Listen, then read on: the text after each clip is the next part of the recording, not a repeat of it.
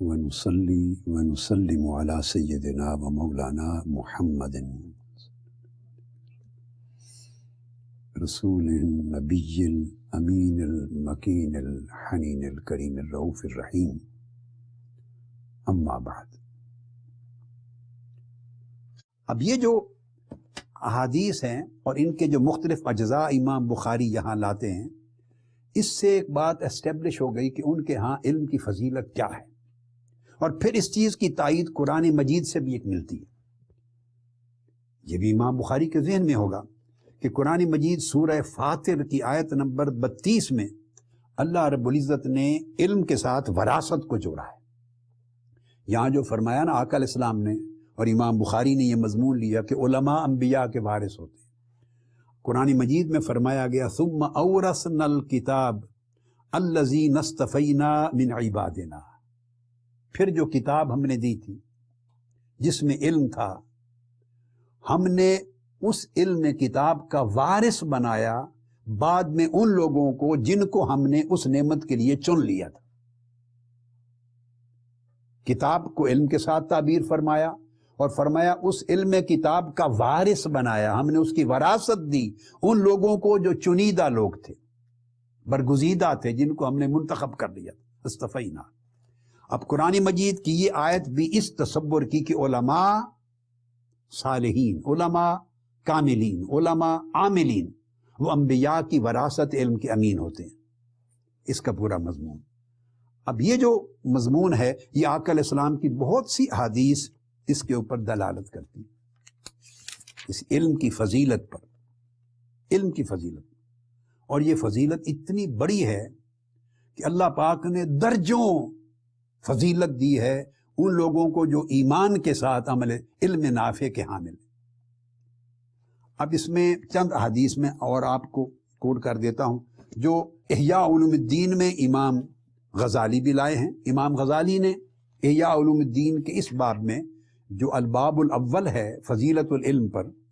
اس میں یہ نقطہ سمجھایا ہے العلماء ورثۃ الانبیاء کا، اور یہ ابو داود میں بھی ہیں یہ کلمات حدیث کے، اور ترمذی تو میں پہلے بیان کر چکا ہوں، اور ابن ماجہ میں بھی ہیں۔ اور امام غزالی لاتے ہیں کہ یہ بات معلوم ہے اور طے شدہ ہے کہ انبیاء سے اوپر کسی کا رتبہ نہیں۔ اللہ رب العزت کی ساری مخلوق میں بلند ترین رتبہ اور درجہ انبیاء کا ہے، درجہ نبوت کا ہے۔ امام غزالی استدلال یہ کرتے ہیں کہ جب رتبے میں انبیاء سے اوپر کسی کا درجہ نہیں تو سو ان کی وراثت سے بھی اوپر کسی وراثت کا درجہ نہیں ہوگا۔ یہ امام غزالی نے استنباط کیا ہے۔ وَمَعْلُومًا أَنَّهُ لَا رُتْبَةَ فَوْقَ النَّبُوَّةِ وَلَا شَرَفَ فَوْقَ شَرَفِ الْوِرَاثَةِ لِتِلْكَ الرُّتْبَةِ، جس طرح انبیاء سے اوپر رتبہ کسی کا نہیں، تو سو وہ جو انبیاء کی وراثت ہے، جو ان کی خاصیت ہے، جس خاص نعمت اور خاصیت سے اللہ رب العزت نے ان کو نوازا ہے، جس کی وجہ سے اللہ نے ان کو پوری مخلوق پر ممتاز کیا، منفرد کیا، مقتدا بنایا،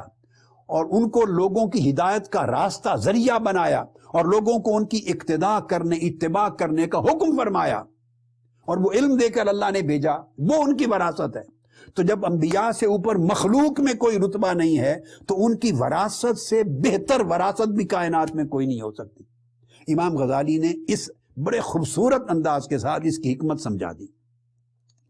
پھر آگے وہی حدیث جو امام بخاری کے ان کلمات کی تائید لاتے ہیں، یہی وجہ ہے چونکہ سب سے عظیم وراثت کے حامل ہوتے ہیں اہل علم، علماء، اور علماء عاملین، وہ علم جن کا علم نافع ہے، جس علم پہ وہ خود عمل کرتے ہیں اور علم سے خود نفع اٹھاتے ہیں، وہی عالم کہلاتا ہے۔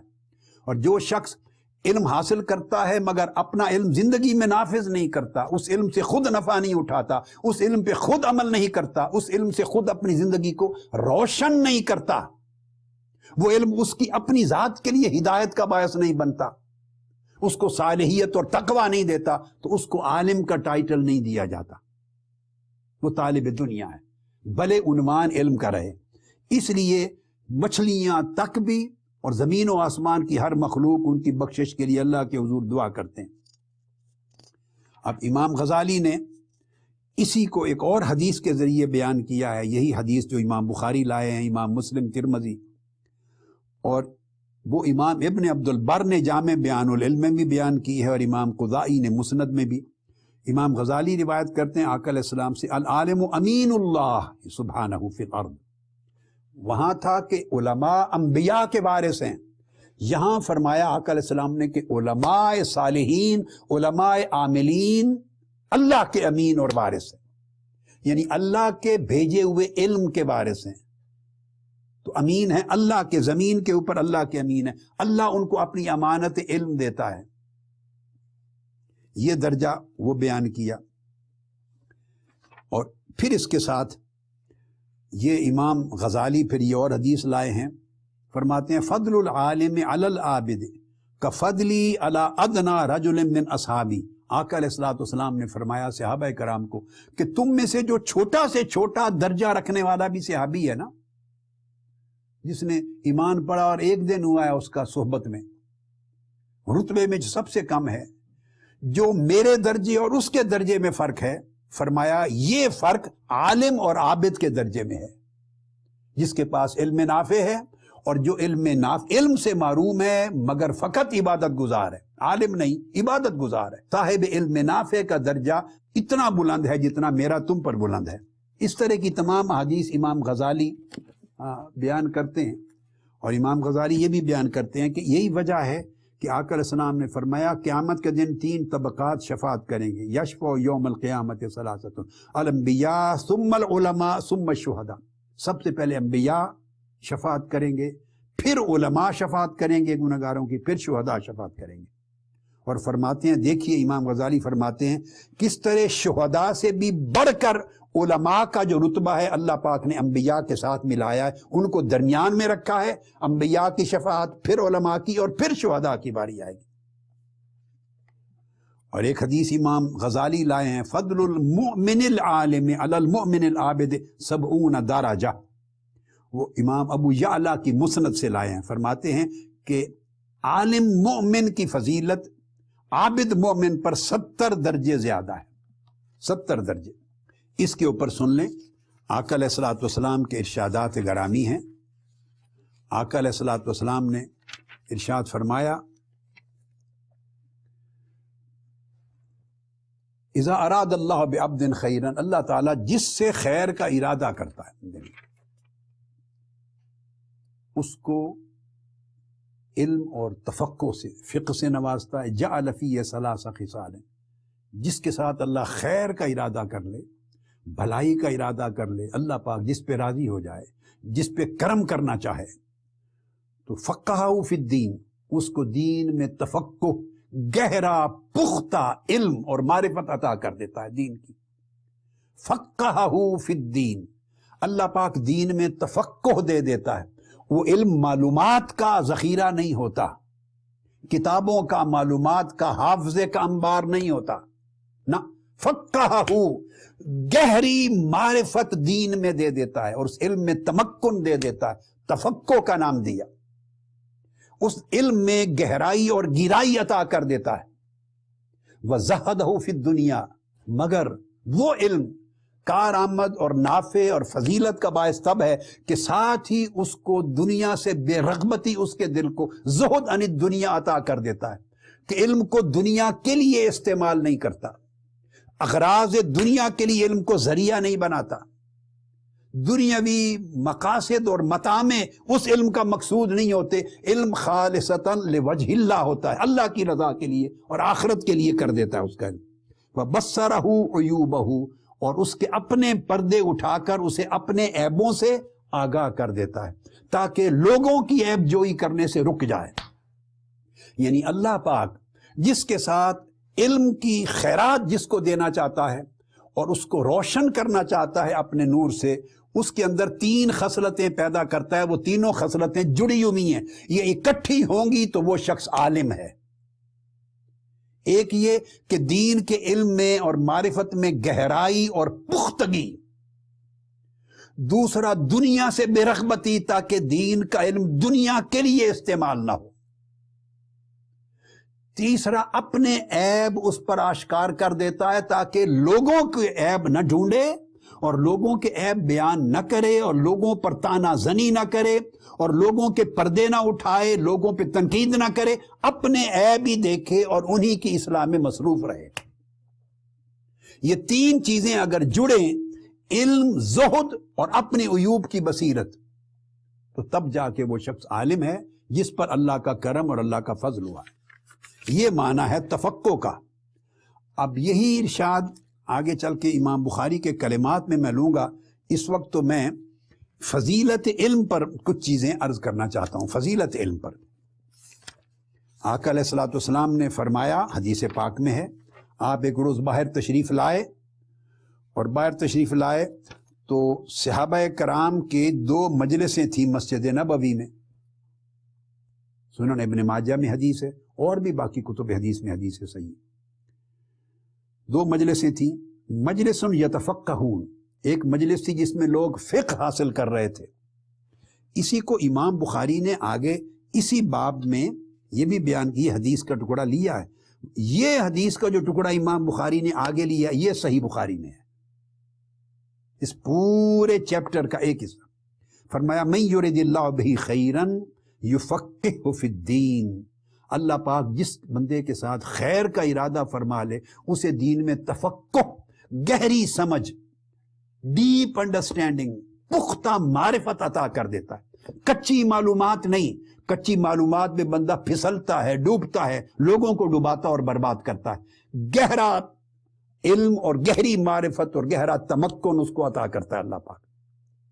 اس لیے اس کو یفقہ کا لفظ فرمایا، فقہ کا عطا کرتا ہے۔ اب یہ جو حدیث ہے امام بخاری نے یہ جو ٹکڑا لیا ہے، یہ حدیث آگے خود امام بخاری اپنی صحیح بخاری میں حدیث نمبر 71 کے طور پہ لائے ہیں، 71۔ آپ نے دیکھا پورے چیپٹر میں آگے بھی اس کے اور بعد میں بھی کئی چیزیں بیان کی، مگر صرف ایک حصہ حدیث درج کیا ہے جو صحیح بخاری میں خود بھی موجود ہے، باقی دیگر ائمہ سے لیا۔ حضرت معاویہ رضی اللہ تعالیٰ عنہ سے مروی حدیث، من یرد اللہ بہ خیرا یفقہہ فی الدین، اللہ پاک جس سے خیر کا ارادہ فرما لے اسے دین کا تفقہ عطا کرتا ہے۔ اور تفقہ میں نے آپ عرض کر دیا، گہری اور پختہ فہم اور سوجھ بوجھ اور معرفت۔ آگے فرمایا وَإِنَّمَا أَنَا قَاسِمٌ وَاللَّهُ يُؤْتِي، میں تو صرف تقسیم کرنے والا ہوں، عطا اللہ کرتا ہے۔ اب اس کا معنی کیا ہے اور اس کا کیا جوڑ بنتا ہے پہلے کلمات کے ساتھ، کہ اللہ جس کے ساتھ خیر کا ارادہ کرے اس کو دین کی گہری معرفت دے دیتا ہے، اور پھر فرمانا میں تو صرف تقسیم کرنے والا ہوں، عطا کرنے والا اللہ ہے۔ ان دونوں جو جز ہیں ان کا ایک بہت گہرا ربط ہے،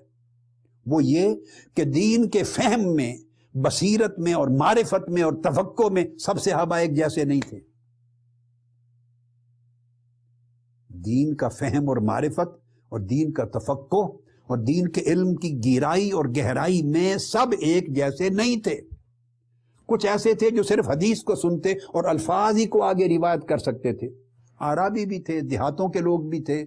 کم فہم لوگ بھی تھے، مگر حافظہ تھا، حدیث کو آگے روایت کر دیتے، وہ صرف راوی علم بنے، وہ فقیہ نہیں بنے۔ کچھ ایسے تھے جو ان کی سمجھ میں آتا، کچھ مفہوم بھی سمجھا لیتے تھے، مگر کتنے لوگ تھے، حضرت ابو بکر، حضرت عمر، حضرت عثمان، حضرت علی کرم اللہ وجہ الکریم، حضرت عبداللہ ابن مسعود، حضرت عبداللہ ابن عمر، عبداللہ ابن عباس، عبداللہ بن عمرو بن العاص، یہ صحابہ، یہ تمکن تھا، معاذ ابن جبل، ابو موسیٰ اشعری،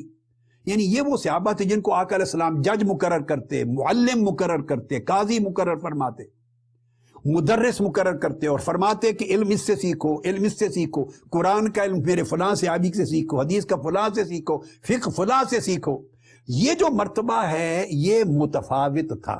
مختلف لوگوں کے پاس فہم مختلف تھا، ہر کوئی حضور کی حدیث کو، سنت کو، قرآن کی آیت کے معنی کو اور دین کو، اس کا فہم یکساں درجے کا نہیں رکھتا تھا جیسے ہماری زندگی ہے۔ جو فرق آپ ہم اپنی زندگی میں دیکھتے ہیں لوگوں میں، ہر آدمی علم میں یکساں نہیں ہے، میتھمیٹکس میں، سائنس میں، فزکس میں، کیمسٹری میں، بایولوجی میں، فقہ میں، شریعت میں، دین میں، حکمت میں، میڈیسن میں، انجینئرنگ میں، اسی طرح تفسیر میں، فہم قرآن میں، فہم حدیث میں، فہم فقہ میں، ادب میں، اخلاص میں، زہد میں، ورع میں، ہر شے میں بندے مختلف ہوتے ہیں۔ کبھی ایسا نہیں ہوتا کہ ہر شخص برابر درجہ رکھتا ہو ہر چیز میں، نہ علم میں، نہ عمل میں، نہ صلاحیت میں، نہ فہم میں، نہ عقل میں، نہ حکمت میں، نہ سوجھ بوجھ میں، نہ جسم کی کہ قد و قامت میں، نہ رنگ میں، نہ صورت میں، شکل میں، کسی چیز میں یہ قاعدہ ہی نہیں ہے چونکہ انسان ہے سو سارے برابر ہو گئے، ایسا نہیں ہوتا۔ چونکہ سب انسان ہیں سو اس سے ضروری ہے کہ سب کا قد بھی برابر ہو،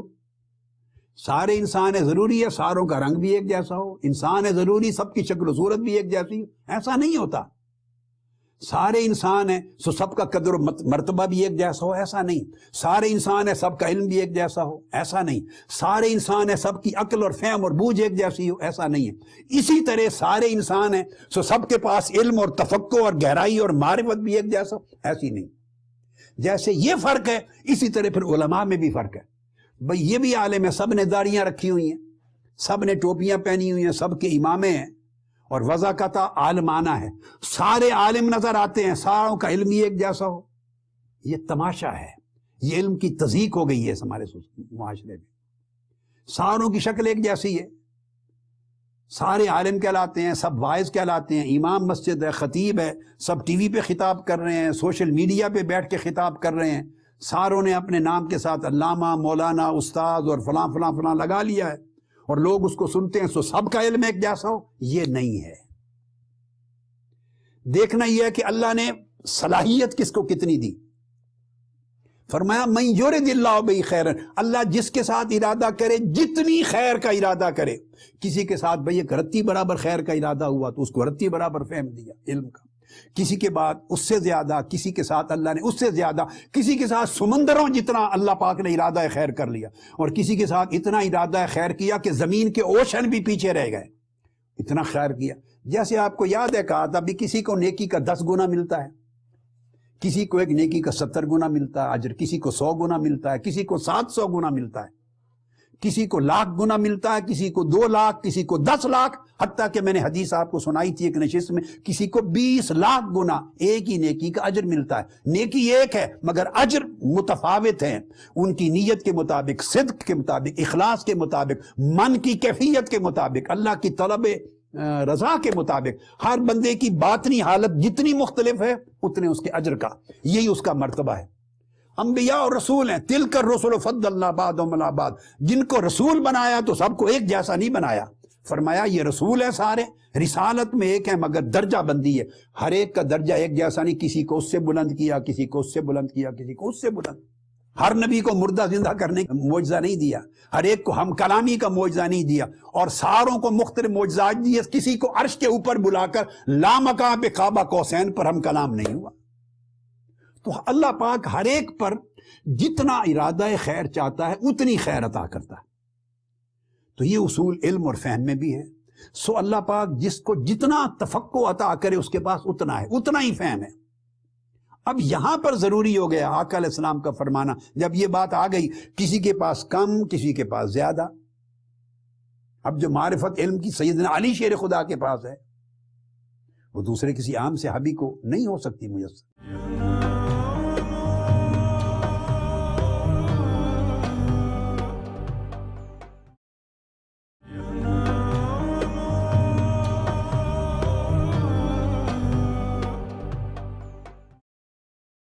جو معاذ ابن جبل کے پاس ہے وہ دوسرے کو نہیں ہو سکتی، جو سیدنا صدیق اکبر کے پاس ہے وہ دوسرے کو نہیں، سیدنا فاروق اعظم کے پاس جو ہے وہ عام کسی کو نہیں ہے، سیدنا عثمان غنی علی حاصل قیاس۔ تو فرمایا یہ جو فرق ہے، کسی کو کم ملا علم اور تفہم اور تفقہ اور معرفت اور گہرائی، کسی کو زیادہ، کسی کو قلیل، کسی کو کثیر، اس پر آقا علیہ السلام نے فرمایا میری طرف نہ دیکھو کہ شاید بانٹنے میں نے کمی بیشی کی ہے، یہ مال غنیمت نہیں ہے کہ ہر ایک کو ایک اصول بنا کے تو سب کو برابر دے دیا جائے۔ جو فوج میں آیا ہے، جس نے غزوہ میں حصہ لیا ہے، اس کو 10% ملے گا، 5% ملے گا، سارے اٹھا لو، ایسا نہیں ہے، یہ مادی وراثت نہیں ہے۔ انما انا قاسم، میں تو صرف تقسیم کرتا ہوں، واللہ یؤتی، دیتا اللہ ہے۔ اس کا معنی کیا ہے؟ یعنی ارادہ اس خیر کا، تفقع دینے کا، فہم دینے کا، معرفت دینے کا، علم کی گہرائی اور علم کی خیرات دینے کا، یہ جو ارادہ ہے یہ اللہ کرتا ہے، فیصلہ اللہ کرتا ہے اوپر کہ کس کو کتنا دینا ہے، کون کتنے کا مستحق ہے، وہ اللہ کو معلوم ہے کہ اسے کتنا پھیلائے گا، کتنوں کو نقصان پہنچائے گا، اس کو زیادہ دیا تو بربادی کرے گا یا فائدہ کرے گا لوگوں کو، اس کو زیادہ دیا تو کتنا نفع ہوگا کتنا نقصان ہوگا، اس کی ذمہ داری کتنی ہوگی، اس نے علم کتنے حلقے تک پہنچانا ہے، اس نے ایک محلے تک پہنچانا ہے تو اللہ اس کو اتنا دے گا، جس نے شہر تک پہنچانا ہے اس کو شہر تک دے گا، جس نے پورے ملک تک پہنچانا ہے اللہ پاک اس کو پورے ملک کے اعتبار سے وسعت دے گا، اور جس نے مشرق سے مغرب پوری دنیا تک پہنچانا ہے اللہ پاک اس کو اتنی وراثت دے گا پوری دنیا میں جو پوری آئے۔ ڈیپینڈ کرتا ہے کہ کتنی کمیونٹی کو یہ دینے والا ہے، اللہ نے دینا ہے ان کو، اور اپنی مخلوق تک پہنچانے کے لیے دینا ہے۔ اس نے کس منصب پہ بیٹھنا ہے، اس کی بات پر کتنا اعتماد ہوگا، پھر کس زمانے میں آئے گا، اس زمانے میں علم کے چیلنج کیا ہوں گے۔ ایک سادہ زمانہ ہے، ایک دیہات کی زندگی ہے، وہاں کے لوگوں کو اتنی طلب ہے علم کی، سادہ مسائل ہیں، ان کو علم دینے کے لیے جو آدمی مقرر ہے اس کو اللہ اتنا دے گا جس سے اس دیہات کے یا قصبات کے لوگوں کی ضرورت علمی پوری ہو جائے۔ شہر کے مسائل اور ہیں، پیچیدہ ہیں، ثقافت ہے، وہاں کی culture, civilization, economic, social, political issues اور ہیں، اور گنجرک ہو جاتے ہیں مسائل پیچیدہ، ان کو جس نے ایڈریس کر کے علم کی ہدایت دینی ہے اللہ پاک ان کو اس کی ضرورت کے مطابق دے گا، اس کی ضرورت کے مطابق۔ اور جس نے پوری دنیا میں علم پہنچانا ہے تو اس میں لوگ عرب بھی ہیں، اس میں عجم بھی ہیں، اس میں مسلم بھی ہیں، اس میں غیر مسلم بھی ہیں، اس میں ماننے والے بھی ہیں، انکار کرنے والے بھی ہیں، تو ہر ایک کی اپنی ضرورت ہے، تو ہر ایک کی ضرورت کو جس نے ایڈریس کرنا اللہ اس کو اس حساب سے دے گا۔ بگننگ ہو رہی ہے من یرد اللہ بہ خیرن، اللہ جس کے ساتھ خیر کا ارادہ فرماتا ہے اس کو دین کی معرفت دیتا ہے، اور آقا فرما رہے ہیں میں تو تمہیں صرف تقسیم کرتا ہوں، کس کو کتنا حصہ دینا ہے کس کو کم دینا ہے زیادہ، یہ فیصلے میں نہیں کرتا، میرے پاس تو اللہ کا امر اترتا ہے، جتنا جتنا جس کو تقسیم کرنے کا حکم ہوتا ہے میں اتنا اتنا تقسیم کر دیتا ہوں، دینے کا فیصلہ اللہ کرتا ہے اپنی مخلوق میں، کہ کون کس زمانے میں پیدا ہوا، اس زمانے کی ضروریات کیا تھی، کون دنیا کے کس خطے میں پیدا ہوا اس کی ضروریات کیا تھی، کون کس وقت میں پیدا ہوا اس وقت اس علم کو کس انداز سے پیش کرنا تھا۔ لہذا ہر ایک کو غزالی نہیں بنایا جاتا، ہر ایک کو رازی نہیں بنایا جاتا، ہر ایک کو شیخ اکبر نہیں بناتے، ہر ایک کو شیخ عبد القادر جیلانی نہیں بناتے، ہر ایک کو سیوطی نہیں بناتے، ہر ایک کو اسکلانی نہیں بناتے، یعنی مقتدا بھی ہوتے ہیں مقتدی بھی ہوتے ہیں، امام بھی ہوتے ہیں فالور بھی ہوتے ہیں، تو ہر ایک کو اس کا ظرف اس کی ضرورت کے مطابق کئی پہلو دیکھ کر اللہ عطا کرتا ہے۔ یہ فرق فرمایا، یہ فرق ہے، مگر تیسرا کلیہ بڑا عجیب بیان کر دیا، وَلَن تَزَالَ هَٰذِهِ الْأُمَّةُ قَائِمَةً عَلَىٰ أَمْرِ اللَّهِ لَا يُضُرُّهُمْ مَنْ خَالَفَهُمْ حَتَّىٰ يَأْتِيَ أَمْرُ اللَّهِ۔ دیکھو اس حدیث پاک میں جو صحیح بخاری کی 3 کلیے بیان کی ہیں، 2 پر گفتگو ہو چکی۔ پہلا کلیہ بیان کیا کہ علم تفقہ گہرائی کے ساتھ ہے، جہاں گہرائی نہ ہو اس علم پر اعتماد نہ کرو، جہاں گہرائی نہ ہو معرفت میں ڈیپتھ نہ ہو اس پر اعتماد نہ کرو، وہ مغالطہ ہوگا، اس سے نصیحت لے لو، عام اخلاق کی چیزیں، معاشرت کی چیزیں، آداب کی چیزیں، عام نصیحت کی، مگر عقیدہ اور احکام اور دقیق چیزیں آ جائیں جس پر انسان ہدایت بھی پاتا گمراہ بھی ہوتا ہے، وہ تفقہ کے بغیر کسی سے نہ لو، یہ قاعدہ بیان کیا۔ دوسرا بیان کیا کہ یہ اللہ جس کے ساتھ جتنا ارادہ کرتا ہے اتنا عطا کرتا ہے، تو جس کے ساتھ اللہ کا ارادہ ہے خیر زیادہ ہو، جتنا زیادہ وہاں سے لو اس کو اللہ پاک نے اور زیادہ خزانہ دیا ہوگا، اتنی ٹوٹیلٹی ہوگی۔ تیسرا آقا علیہ السلام تقسیم فرماتے ہیں، یعنی امت کو جو انعام علم ملتا ہے وہ بارگاہ رسالت مآب کی خیرات ہوتی ہے،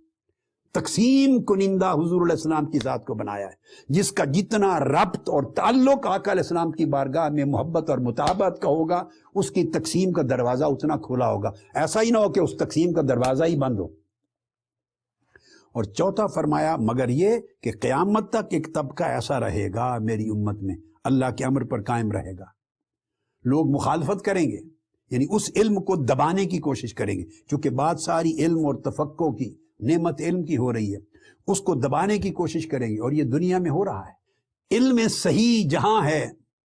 دین کی دشمن طاقتیں کبھی نہیں چاہتی اور نہ چاہتی رہی ہیں کبھی تاریخ میں کہ اس کو فروغ ہونے دیا جائے۔ ہاں علم اگر غلط ہو تو اسلام دشمن طاقتیں بھی اس کو چاہتی ہیں کہ پروپیگیٹ ہو،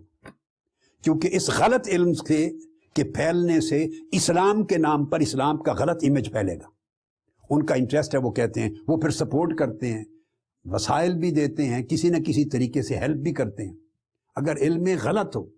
جس میں دہشت گردی پیدا ہو رہی ہو، جس علم سے تنگ نظری پیدا ہو رہی ہو، جس علم سے انتہا پسندی پیدا ہو رہی ہو، جس علم سے لوگ اور نوجوان نسل گمراہ ہو رہے ہوں، جس علم سے اسلام کی بدنامی ہو رہی ہو، جس علم کی اور تبلیغ سے اسلام کی غلط پکچر پیدا ہو رہی ہے سوسائٹی میں، یا بالکل پرانے زمانے کا ایک مذہب تصور ہو رہا ہو کہ جو آج کی جدید ترقی سے کوئی جوڑ ہی نہیں ہے، پرانے وقتوں کے لوگ ہیں، ان پڑھ ہیں، جاہل ہیں، شعور ہی نہیں ہے، وہ وقت کے ساتھ جو بڑھتا ہوا وقت ہے اس کے تقاضے پورے نہیں کرتے، یا اگر اس طرح کا فروغ ہو رہا علم کا اسلام دشمن طاقتوں کو، اس سے بھی پرابلم نہیں ہے. یہ حدیث پاک سے لے رہا ہوں، لا یضرہم من خالفہم حتی یاتی امر اللہ. لوگ مخالفت کریں گے مگر جن کے پیچھے اللہ کا امر ہوگا وہ ان کی مخالفت انہیں نقصان نہیں پہنچائے گی. مخالفت کس چیز کی کریں گے؟ علم کی. اب سوال پیدا ہوتا ہے، ہر علم کی تو مخالفت نہیں ہوتی. اس علم کی مخالفت ہوتی رہی ہے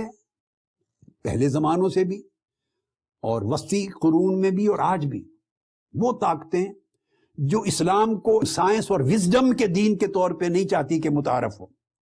جو نہیں چاہتی کہ اسلام کا جو توازن اور اعتدال کا تصور ہے، ایک ایسا علم ہو یا کوئی صاحب علم ہو یا کوئی ایک مقام ہو جس سے ایسے علم کی ترویج ہو رہی ہو جس کے ذریعے اسلام کا متوازن چہرہ لوگوں کو معلوم ہو، جس کے ذریعے اسلام کا معتدل چہرہ معلوم ہو، جس کے ذریعے Islam as religion of peace, as religion of moderation, as religion of advancement, as religion of science and wisdom کا امیج ابھر رہا ہو،